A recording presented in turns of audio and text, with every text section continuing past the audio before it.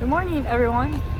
It is a Tuesday in December, and we're just gonna go out for the day. We're in Salem right now. We're gonna go to the Sassy Onion for breakfast, and then we're gonna go to the museum and just go about the day. Probably be at the museum all day, but we're gonna go have some breakfast right now.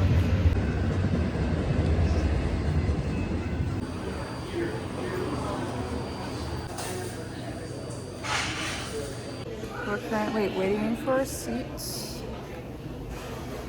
and they're famous for French toast, is what it's like, but we have like really good reviews, so I can't wait to see if they're good or not. If anyone wants to know and wants to come to this place, here you go, right here. But I'm probably not gonna do gluten free today, but I'm probably gonna do a French toast. Okay. We got our food.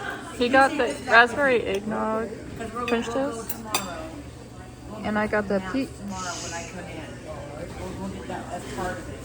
French toast, the peach French toast, and an egg for some protein. My fruits, my bread. I don't have coffee today just because I already drink coffee.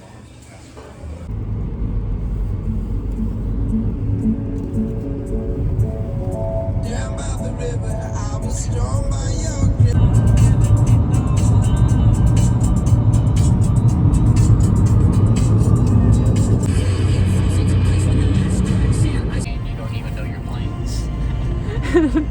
It's an F-16, it's an F-17, it's an F-18, C-17, AC-130, it's an Apache A-64 helicopter. What is this numbers to me? That's right, I forgot you don't know things military.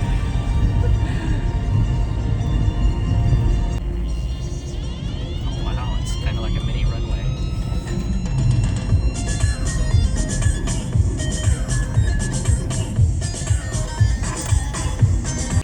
We made it. We're at the Evergreen Space Aviation Museum. The weather is a lot nicer than I thought it was gonna be. I thought it was gonna be pouring down rain all day, but we're gonna be inside all day anyways. But we're gonna go inside the Aviation Museum first.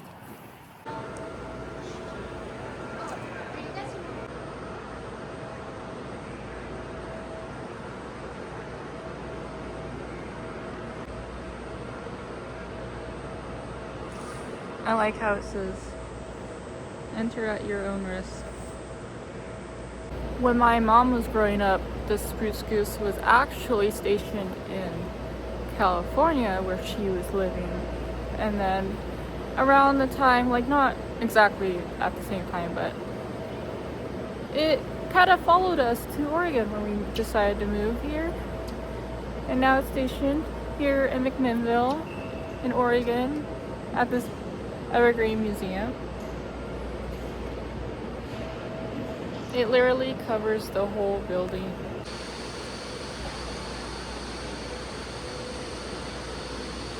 Are these chairs to show what it felt like to sit inside? There's chairs on like some of them.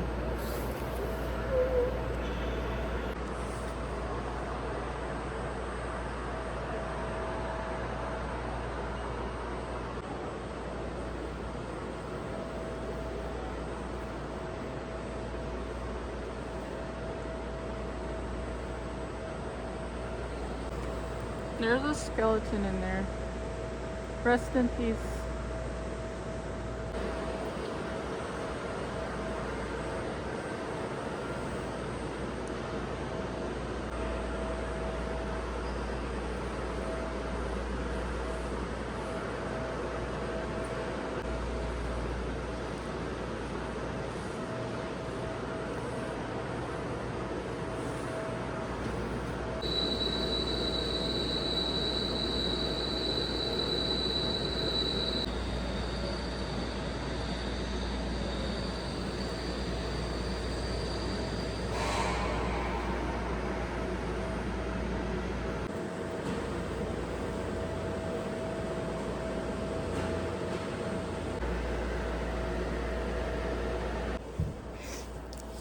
inside one of the planes. It's a bathroom. What it used to look like. There's no mirror. The size, it's about the same. It's just a little more roomy than it is.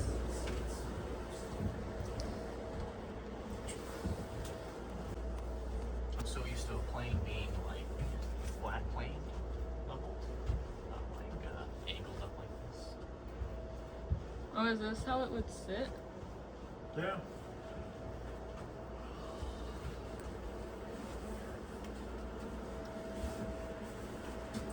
Weird. Wakey.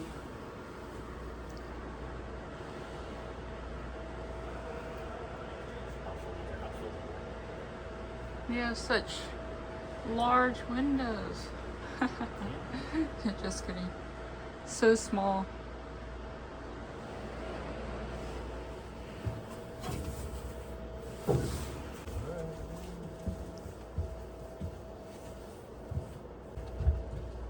Oh, and the size of where their luggage racks. You couldn't put anything there. No. Well, it could just like fall out if they're like, it's like turning. Smaller luggages. So it looks like they're restoring that probably. This one looks like it has a mouth. That's where the airflow goes into. Ah. Ah.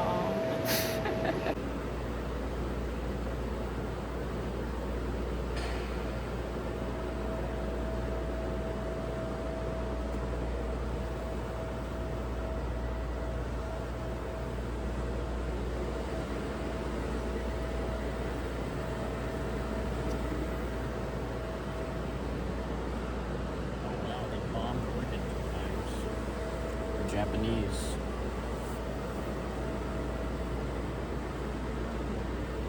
Bookings in Port Orford. We got bombed. Wow. How dare they? We're besties now though.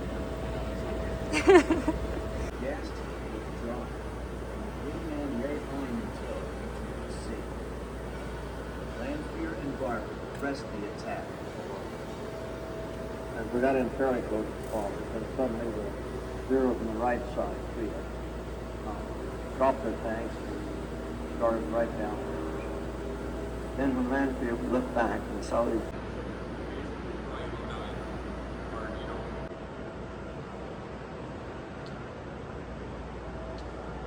Hello, Santa.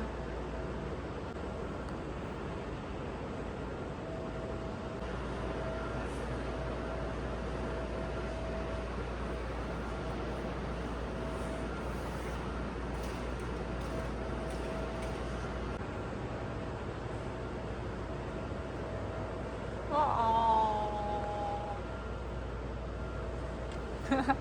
He likes his danger jet Schwabble. Schwabble? Schwabble? Schwalbe? Nickname Schwabble. Schwabble, the Messerschmitt Schwalbe. ME-262. Schwalbe? I think this is Germany's first jet that wasn't a propeller.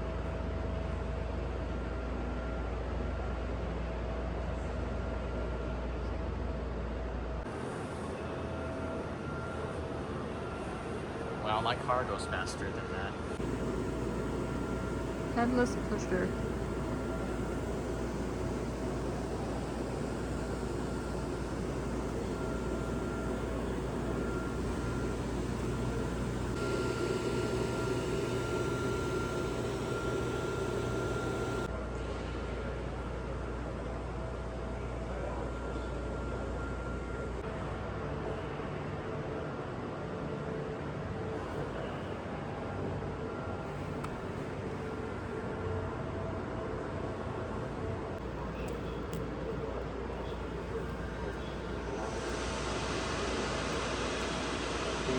The shipbuilder and aviator combined forces to create the Kaiser Hughes Corporation.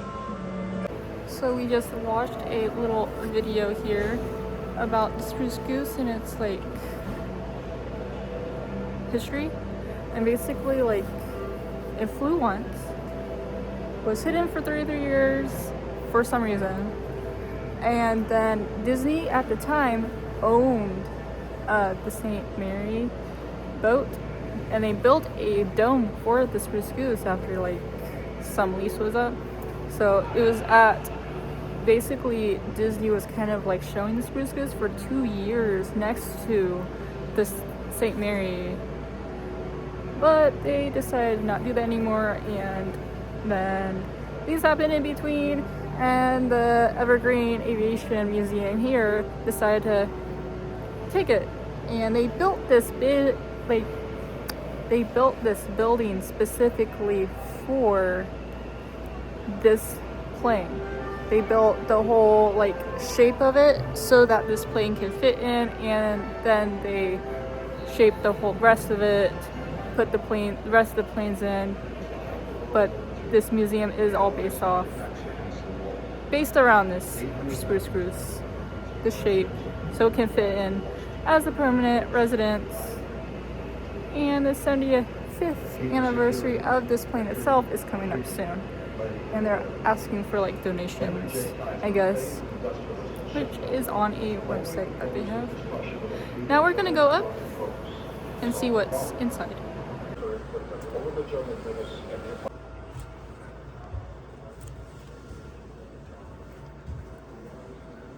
Good morning. Hello. Hi.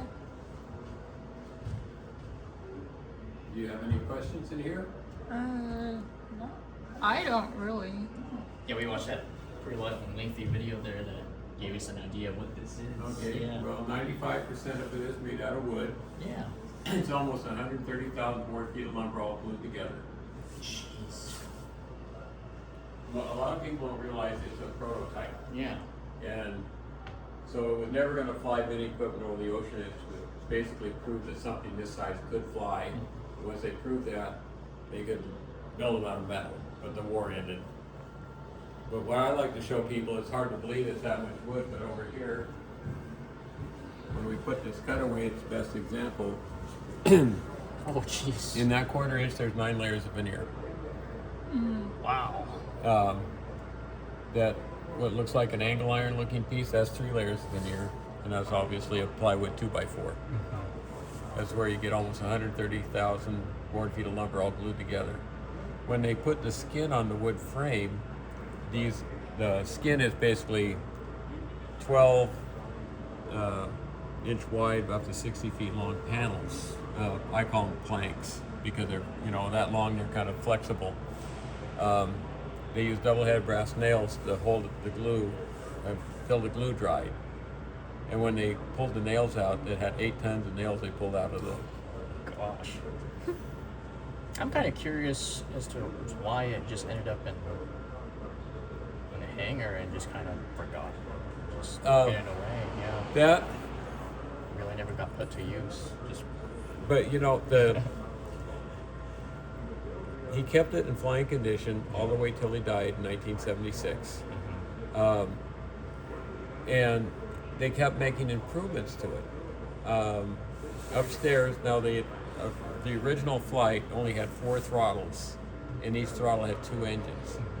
After the flight, they changed from a pneumatic system to an electrical system, and then they put the 8 throttles in, and then they put all the extra backups. Now, I honestly don't know, but somebody brought up to me a few weeks ago about 5 to 8 months before he flew this, he was almost killed flying that aircraft, that YF-11. Yeah. But it had 8-bladed props, but 4 blades on each engine turned the other way around. And there was you ever seen the movie Aviator? I haven't. Okay. What I didn't like, the special effects were great, but in my book, how many tile roofs can you crash through before you hit the ground? Yeah. To me, it's 1. Yeah. Not much leeway. But they made too many. I mean, that scene was a few minutes long. Yeah. But he broke almost every bone in his body. But 5 months 5 or 8 months later, he flew this aircraft. And somebody, now there's two things. They canceled the project to build him out of metal because this was gonna, because the war ended. And then they didn't want him to, get his 16 million because it hadn't flown. That's pretty much the reason why he flew it that day. But what somebody brought up to me, because he's probably still on a lot of painkillers after that accident, and that could have been where he started going, I don't want to say crazy, it's eccentric, because he became a hermit toward the end. But he kept, he spent $1 million a year, keep it in ready condition. Ran through all the systems every year, kept making modifications. Upstairs, there's two generators that weren't on the original flight. They put them up there to help start the aircraft faster. So, because before they used the battery to start these two inside engines, and then use those engines that had electric generators to wake up the rest of the aircraft and start the other 6.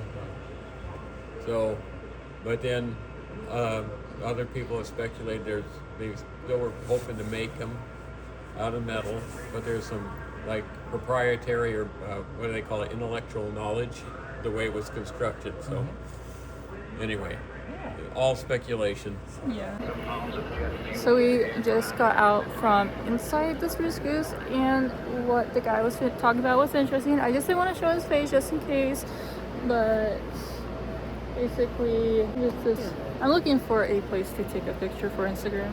I just took pictures for my thumbnail, like you saw, but I wanted something for Instagram. Also, my shoelace on my right side keeps getting untied for some reason. At least my shoe's not gonna fall off because they're high tops. In the store now, we got Aviation Snoopy.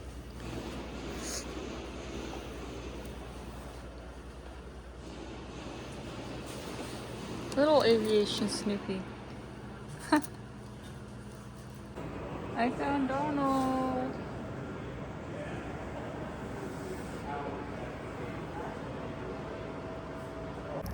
So we have finished the aviation portion. Now we're walking to the space portion. Or going to. But it's really nice. If you ever are nearby, come check it out.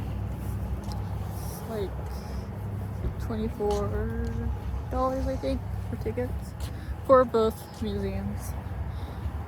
And there's a theater too if you want to go watch a little movie. Sometimes they have actual movies, but usually it's like history, whatever.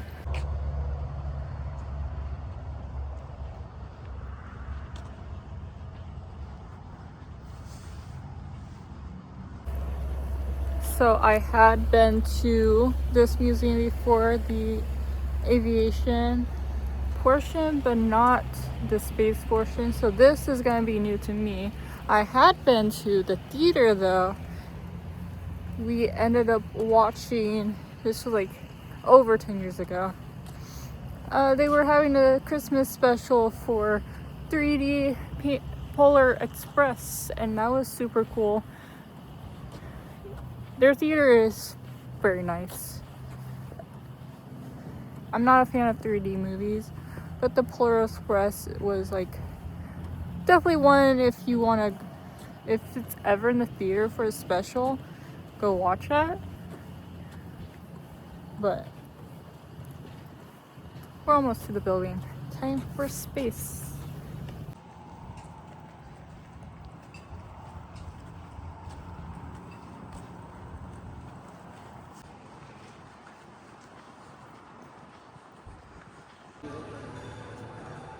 The first scene is this little section here.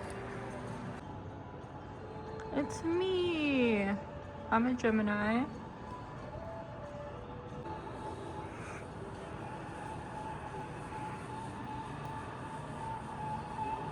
Russia launches a moon.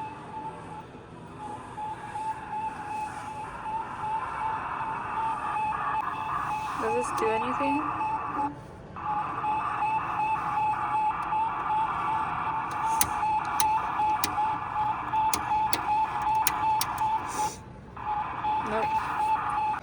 The space age is here.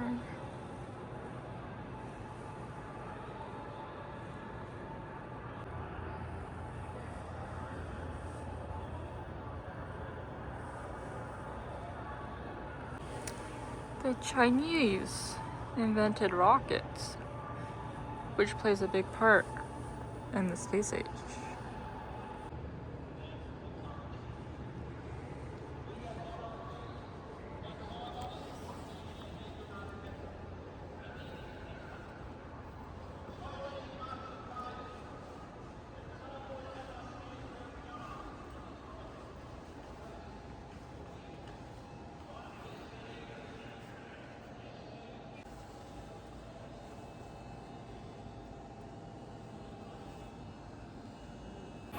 Sean was asking me if we actually did went to the moon while we were in that.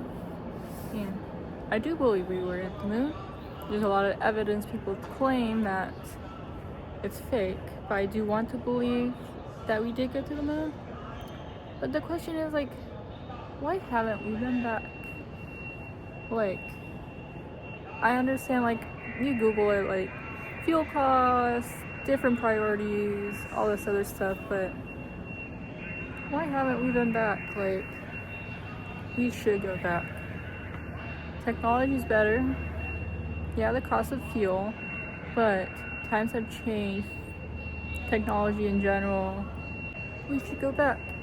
Prove that going there for the first time was real, type of deal, you know? But you could find something that, you know, any rover that we have anywhere on planet, like, you know, the moon and Mars, whatever, maybe we could find something else by our own eyes, not just, maybe we can find something, discover something, not just pictures, technology, video, cameras, either in person, experience.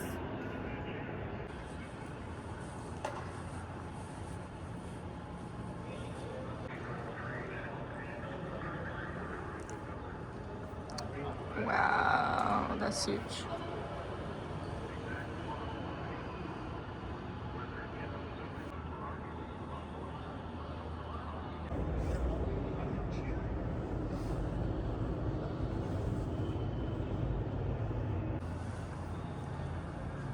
Look at that bad boy.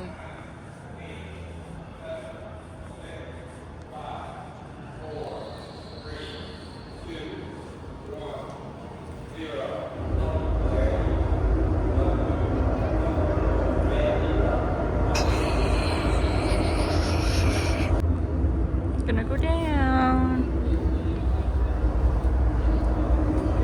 8, 7, 6, 5, 4, 3, 2, 1, 0.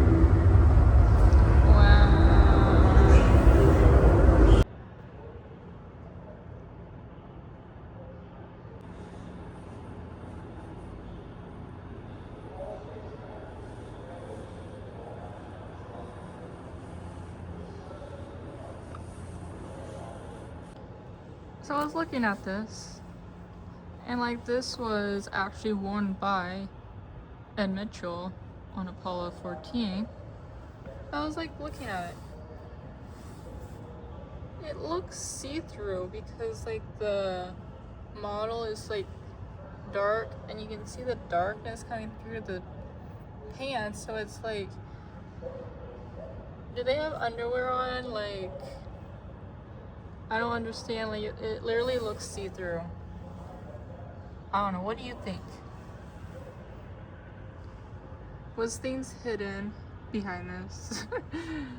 Like, do you know what I'm talking about? Like, this is their loungewear, but it's like white and looks see-through.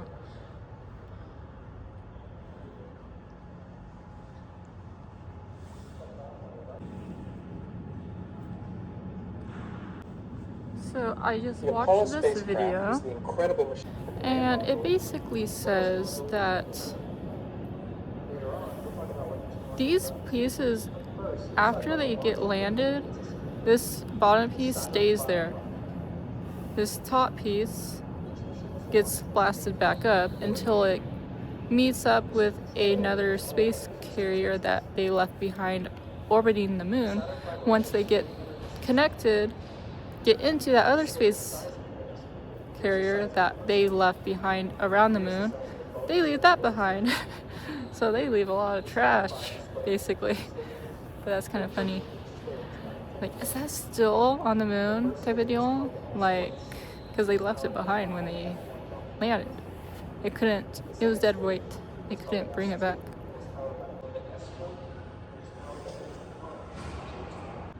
And then after, once they finally land in the Earth orbit, this piece is separated from the other piece that was orbiting around the moon, and then they land in the water and get saved. Woo. Penguin suit.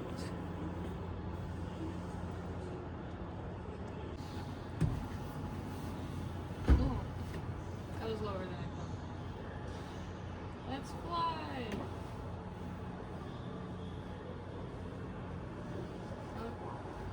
I'd be so good at this. Maybe not perfect, but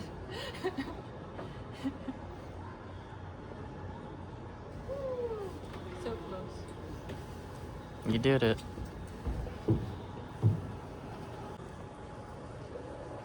This is the seahorse. Nay.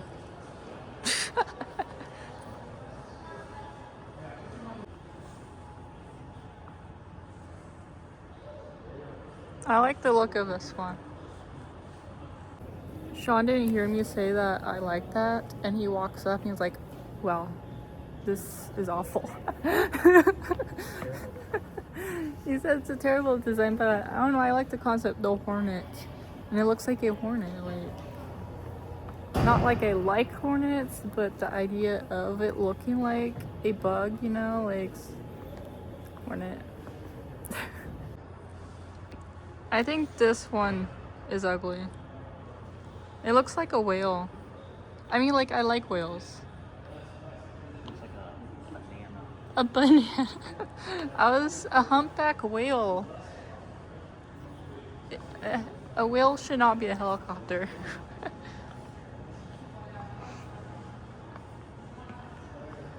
Hello, Moby Dick. It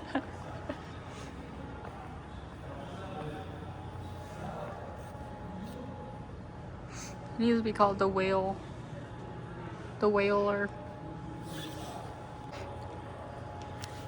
This one's also ugly. Like, why is it so long? That doesn't look right. I like when they look simple like that. That makes sense. But this is like, I don't know. Use your imagination.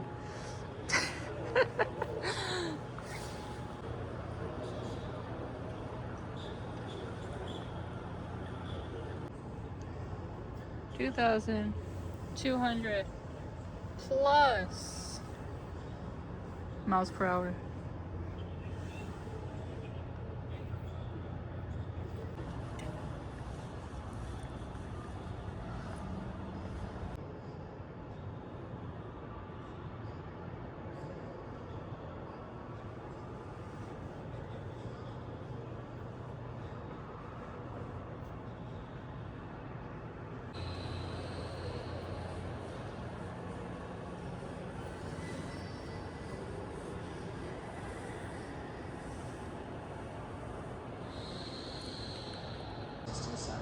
first visitor to Mars.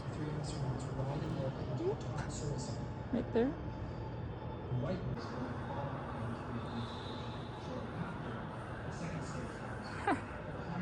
But we didn't. COVID kind of like ruined this. So we are at the end of the museum, and just this here is kind of interesting because the space travel has evolved us just living on Earth in general. So if you want to like pause the video and read these, because it's just interesting. Like, space travel gave us filtered water and like comfort in sleeping, better nutrients of shelf life and stuff. Like, there's all this other stuff like lithium battery, clean oil spills, health medicine. There's a pillar in my way now. Like, I'm around the pillar now, but it's like so interesting. Like, if we didn't go to space, if we didn't recreate this for space travel, how would life be like now, just in our everyday life on Earth? And then this is the last of it right here.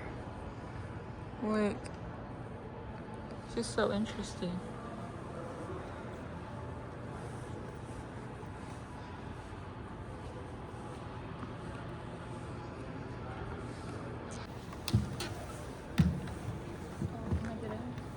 Mm-hmm.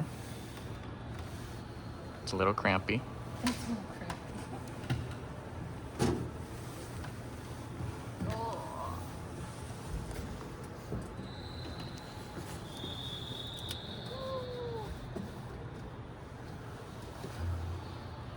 Oh, this is not comfortable. Nope. I don't think it was designed to be that way. I hope not. That's worse than all the rides in Disneyland Paris? That's even worse. This is worse. See that yellow handle by your right leg? This? Yeah. That's the ejection handle.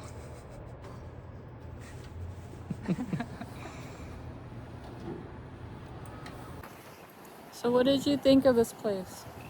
It's really cool. Very educational. Very calm, very quiet, so you can take the time to read and not be distracted by a lot of loud voices. Yeah, it was not busy at all. So I don't know what it's like on, like, let's say weekends, but weekday, definitely very calm, very quiet. Very worth checking out if you like aviation, things that fly, technology, space, history. Yeah, even in general, because this is like, it has the Sproose Goose. It has like a lot of the like actual things that happen, you know. But if you hear it's something like check out, it's super cool. You learn things that you didn't know, and yeah, it's just so windy right now. I'm surprised it hasn't started raining yet. Probably going to soon though. We are hungry, so we're gonna get some food now. We're gonna get some sushi. Sushi Ninja!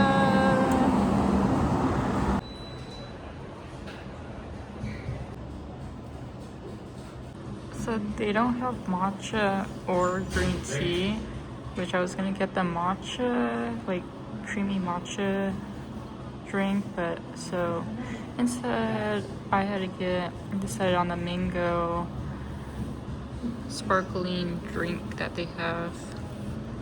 It is really good though, but I wish they had matcha because that looked really good.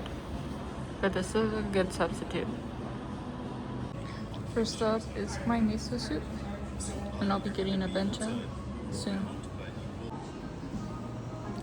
So I got the bento number 1, and I asked if I could substitute the teriyaki chicken with the chicken katsu that was on a different bento, and she agreed, which I'm excited. Veggie tempura, Salem roll, gyoza, and some rice underneath.